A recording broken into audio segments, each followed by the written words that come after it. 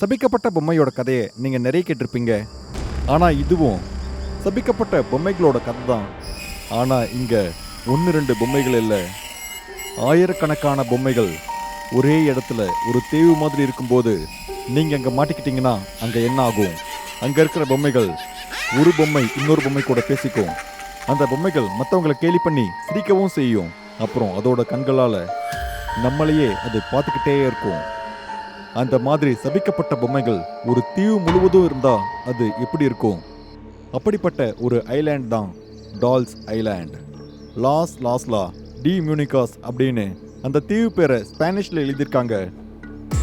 Sir, நான் தான் சொன்னல, சாயங்காலம் ஆக போகுது, இப்போல்லாம் அங்கே போக முடியாது சார். இப்போ நீங்கள் இங்கிருந்து போங்க சார். போயிட்டு நீங்கள் காலையில் வாங்க. காலையில் வந்தீங்கன்னா அந்த ஐலாண்டில் இருக்கிற ஒவ்வொரு இடத்துக்கும் உங்களை கூட்டிகிட்டு போய் காமிக்கிறேன்.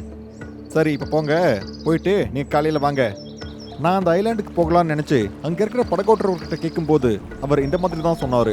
அப்போ நான் பார்த்துட்டே இருக்கும்போது அங்கே இன்னொரு படகும் வந்தது. அவங்க அங்கேருந்து வந்துக்கிட்டு இருந்தாங்க. இந்த டால்ஸ் ஐலாண்டை பற்றி நான் கேள்விப்பட்டதுக்கப்புறம் இந்த இடம் எவ்வளோ ஆபத்தானதுன்னு எனக்கு அப்போ தான் புரிய வந்தது. சிலர் காலையில் நேரத்தில் அந்த ஐலாண்டுக்கு போயிட்டு இரவாக்கிறதுக்குள்ளே திரும்பி வந்துடுவாங்க. ஏன்னா நைட் அங்கே ரொம்பவே கொடூரமாக இருக்கும். இப்போ நான் அந்த படகு ஓட்டுறவர்கிட்ட வழக்கத்தை விட 3 மடங்கு பணம் அதிகமாக தரேன்னு நான் சொல்லிக்கிட்டு இருந்தேன். அவர் கொஞ்சம் தயக்கத்தோட டால் ஐலாண்டுக்கு கூட்டிகிட்டு போகிறதுக்கு சம்மதிச்சாரு. யோசிச்சு பார் சாண்டோ, நான் உனக்கு 3 மடங்கு பணம் தரேன். நீ என்னை அங்கே கூட்டிகிட்டு போய் விட்டா மட்டும் போதும். நீ உள்ளே வரணும்னு அவசியம் இல்லை. நீ அங்கேயே நின்று காலையில் வரைக்கும் எனக்காக காத்துட்டுரு. சரி சார், நீங்கள் இவ்வளோ பணத்தை கொடுக்கும்போது என்னால் எப்படி வேண்டான்னு சொல்ல முடியும்? ஆனால் சாயங்கால நேரத்தில் அங்கே யாரும் போக மாட்டாங்க. அதுதான் எனக்கு ஒரு யோசனை. சாண்டா, நான் மட்டும்தான் போக போகிறேன். உனக்கு எந்த ஒரு பிரச்சனையும் இருக்காது. நீ அங்கேயே வெளியே நின்று காத்துட்டுரு. அட என்ன சார், நீங்கள் திரும்ப திரும்ப அதையே சொல்லிக்கிட்டு இருக்கீங்க. சரி வாங்க, கூட்டிகிட்டு போகிறேன். சாண்டா இப்படி சொல்லிட்டு என்னை படகுல உட்கார வச்சுட்டு அந்த டால்ஸ் ஐலாண்டுக்கு என்னை கூட்டிகிட்டு போனார். அது ஒரு சாயங்கால நேரம் அப்படிங்கிறதால அங்கே எங்களை தவிர வேற யாருமே இல்லை. அந்த கால்வாயில் எங்கள் படகை தவிர வேற எந்த ஒரு படகுமே இல்லை. அங்கே நான் தனியாக இருந்தேன். சாண்டா அந்த கால்வாய் வழியா மெதுவாக படகை ஓடிட்டு இருந்தாரு. ஆரம்பத்தில் எனக்கு எதுவுமே வித்தியாசமாக தோணலை. ஆனால் அந்த வழியாக வந்துட்டு இருந்த மற்ற படகுக்காரர்கள், சாண்டா சாயங்கால நேரத்தில் அந்த தீவுக்கு ஏன் போறீங்கன்னு அவங்க கேட்க ஆரம்பித்தாங்க. நான் ஏதாவது தப்பு பண்ணுறேன்னா அப்படின்னு என்னோட மனசுக்குள்ளேயே நிறைய கேள்விகள் தோணுச்சு. நான் அதுக்காக கவலைப்பட்டேன். மற்ற படகுக்காரர்கள் சாண்டாவை கேட்கும்போது, இவர் சும்மா பார்க்க ஆசைப்படுறாரு, போயிட்டு உடனே திரும்ப வந்துடுவோம் அப்படின்னு சாண்டா சொல்லிட்டு அதே கால்வாயில் மறுபடியும் அந்த படகை ஓட்டுறாரு. ஒரு சிலர் மட்டும் அந்த ஐலாண்ட்லேருந்து திரும்ப போனாங்க. ஆனால் இரவு நேரம் ஆகும்போது யாரும் அந்த ஐலாண்டை பற்றி கொஞ்சம் கூட நினச்சி கூட பார்க்க மாட்டாங்க. பார்த்தீங்களா சார், எல்லாருமே கேள்வியாக கேட்டுட்டு இருக்காங்க பாருங்க சார். அந்த தீவுக்கு ஜூலியன் அப்படின்னு ஒருத்தர் போக ஆசைப்பட்டாரு. அதுவும் இரவு நேரத்தில். போனவர் இது வரைக்கும் திரும்ப வரவே இல்லை சார். சாண்டா இப்படி சொன்னதை கேட்டு எனக்கு விசித்திரமாக இருந்தது. அதனால சாண்டா கிட்ட முழு கதையும் சொல்ல சொல்லி நான் சொன்னேன். அவரும் அந்த படகை ஓட்டிக்கிட்டு எல்லா கதையும் என்கிட்ட சொல்ல ஆரம்பிச்சாரு. அதாவது பல வருடங்களுக்கு முன்னாடி இந்த டால்ஸ் ஐலாண்ட் தீவை பற்றி பெருசா யாருக்கும் எதுவும் தெரியாது.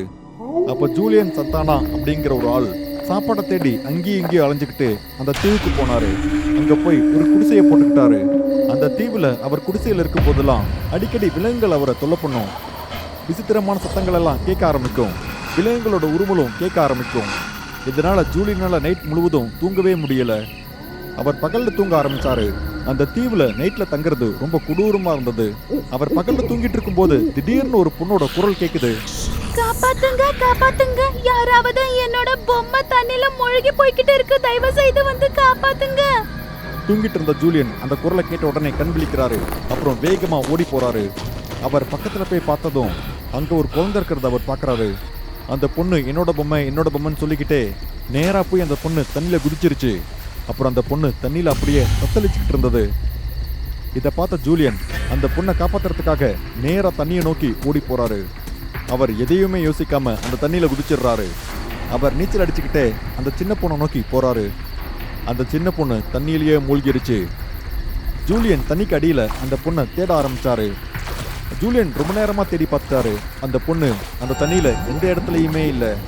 கொஞ்ச நேரத்துக்கு அப்புறம் அந்த பொண்ணோட உடல் மட்டும் தண்ணிக்கு மேல மிதக்குது. ஜூலியன் உடனே அந்த பொண்ணை வெளியே கூட்டிட்டு வந்து முதலுதவி பண்றாரு. ஆனா அந்த பொண்ணை காப்பாற்ற முடியல. அந்த பொண்ணை இறந்து போனதுக்கு அப்புறம் அந்த பொண்ணை புதைச்சிட்டு அவரோட குடிசைக்கு போயிடுறாரு. காலையில இருந்து இரவாகுது. இப்பவும் ஜூலியனால அமைதியா நிம்மதியா தூங்கவே முடியல. அதனால அவர் அந்த ராத்திரியில அந்த சின்ன பொண்ணை புதைச்ச இடத்துக்கு அவர் நடந்து போறாரு.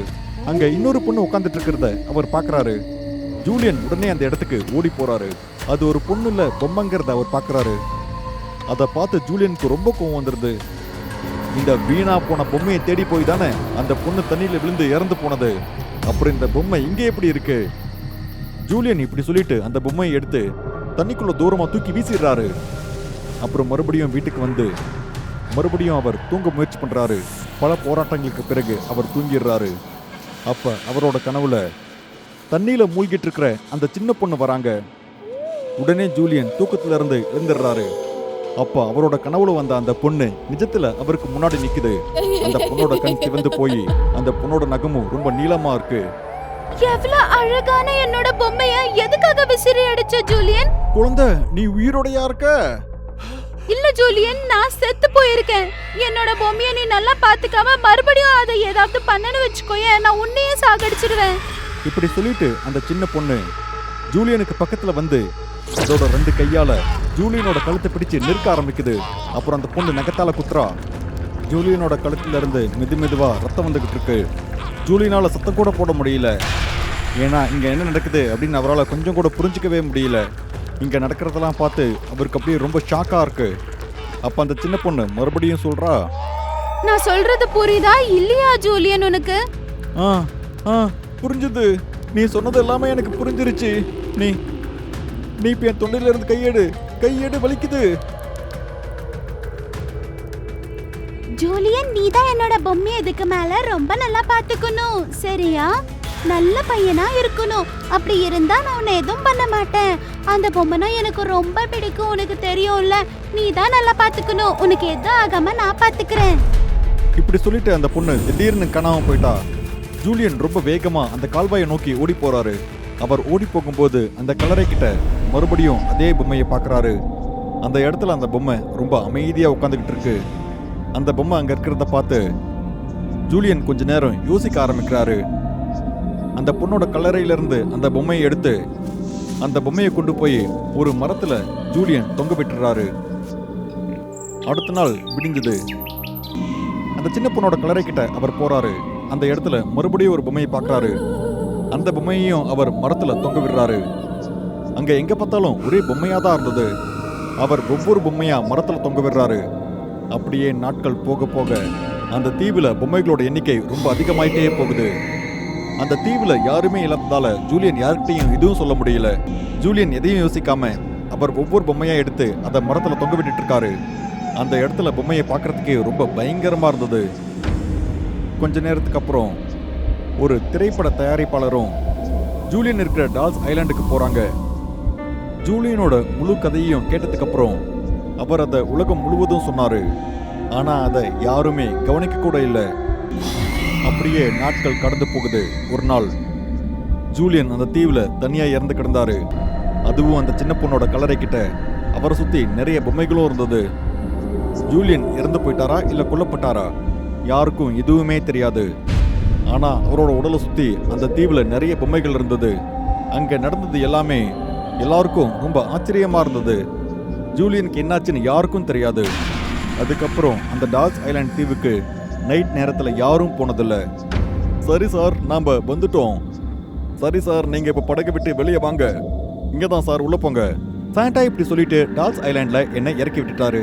அப்புறம் அந்த தீவோட மறுமுனையில கால்வாய் கிட்ட நின்றுட்டு இருந்தாரு. சாயங்கால நேரம் மெதுவா இரவா மாறுது. நான் அந்த தீவுல கால் எடுத்து வச்ச உடனே நான் முதல்ல நோட் பண்ணது அந்த தீவுல எங்க பார்த்தாலும் வெறும் பொம்மையாவே இருந்தது. நான் ரொம்ப மங்கலான வெளிச்சத்துல அந்த தீவுல முன்னோக்கி நடந்து போனேன். எல்லா இடத்துலயும் வெறும் பொம்மைகளாவே தொங்கிட்டு இருந்தது. நான் ஏதோ ஒரு பொம்மையோட வீட்டுக்கு போன மாதிரி நான் உணர்ந்தேன். கொஞ்சம் பயமாவும் இருந்தது. நான் நினைச்சு பார்த்ததை விட அந்த இடம் ரொம்பவே பயங்கரமா இருந்தது. எல்லா இடத்துலையுமே சபிக்கப்பட்ட அந்த பொம்மைகள். நான் அந்த தீவுல எடுத்து வைக்கிற ஒவ்வொரு அடிக்கு பின்னாடியும் யாரோ என்னை ஃபாலோ பண்ற மாதிரி எனக்கு ஒரு உணர்வு. நான் மெதுவா அந்த தீவுக்குள்ள நடந்து போய்கிட்டே இருந்தேன். நான் ரொம்ப தூரம் நடந்து போயிட்டேன். இங்கிருந்து நான் கத்துனா படகோட்டி சாண்டாக்கு கூட அது கேட்காது. இந்த தீவுக்குள்ள எனக்கு என்ன நடக்க போகுதுன்னு சத்தியமா எனக்கு தெரியாது. ஆனா நான் அதை எதை பத்தியும் யோசிக்காம அமைதியா அந்த தீவுக்குள்ள நடந்து போய்கிட்டே இருந்தேன். ஜூலியன் முதல்ல பார்த்த அந்த பொம்மையை தேடிதான் நான் இந்த தீவுக்கே வந்திருக்கேன். நான் பகல்ல நிறைய முறை வந்திருக்கேன், ஆனா அந்த பொம்மை எனக்கு கிடைக்கல. ஏன்னா அது நைட்ல மட்டும்தான் வெளியே வரும். நைட் நேரத்துல என்ன இந்த தீவுக்கு கொண்டு வரதுக்கு யாரும் ஒத்துக்கல. சாண்டாவோட பேராசை பத்தி நான் கேள்விப்பட்டிருக்கேன். அதனால தான் அவருக்கு அதிகமான காசு கொடுத்து நான் இந்த இடத்துக்கு வந்திருக்கேன். எப்படி இருந்தாலும் நான் இரவு நேரத்தில் டால்ஸ் ஐலாண்டுக்கு வந்துட்டேன். இங்கே வந்த சந்தோஷத்தில் நான் சிரிக்க ஆரம்பித்தேன். ஆனால் இந்த இடத்துல எந்த பொம்மையும் சத்தமும் போடலை, என்னை பார்த்து பயமுறுத்தவும் இல்லை, அப்புறம் என்னை பார்த்து எதுவும் சிரிக்கவும் இல்லை. அப்போ திடீர்னு ஜோ, come here, ஜோ. நான் இங்கே இருக்கிற அந்த முட்டாள்தனத்தை நினச்சி நான் அப்படியே சிரிக்க ஆரம்பித்தேன். நான் முதல்ல இங்கே பேய் பூதம் எதுவுமே இல்லைன்னு நினச்சேன். ஆனால் இப்போ யாரோ ஒருத்தங்க என் பேரை சொல்லி எதையோ முணுமுணுத்துட்டே இருந்தாங்க. அப்புறம் வெறித்தனமாக சிரிச்சாங்க. நான் உடனே ரொம்ப பயந்து போயிட்டேன். என்னால் அந்த இடத்துல சரியா நிற்க கூட முடியல. யார் என்னை கூப்பிட்டதுன்னு நினைச்சு நான் அப்படியே திரும்பி பார்த்தேன். அப்போ திடீர்னு ஒரு பொம்மை மெதுவா என்னை நோக்கி வந்தது.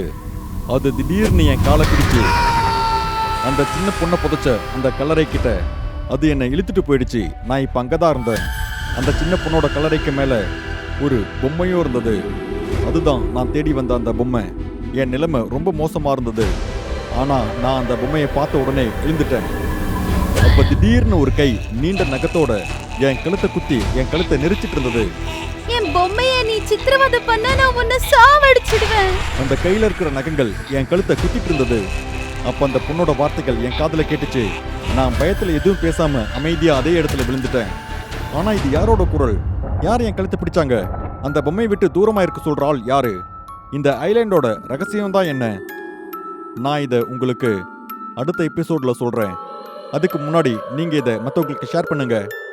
நான் உங்களுக்கு 2வது எபிசோட சீக்கிரமாக கொண்டு வரக்கிற இந்த மாதிரியான கதைகளை பார்க்கறதுக்காக டூடு டிவி ஹாரர் தமிழுக்கு உடனே சப்ஸ்கிரைப் பண்ணுங்க. அப்புறம் உங்களோட கதையும் இந்த உலகத்தில் இருக்கிறவங்க பார்க்கணுன்னு நீங்கள் ஆசைப்பட்டீங்கன்னா உடனே டூடு டிவி மெயில் அட்ரஸ்க்கு உங்களோட கதையை அனுப்புங்க. அடுத்த பயங்கர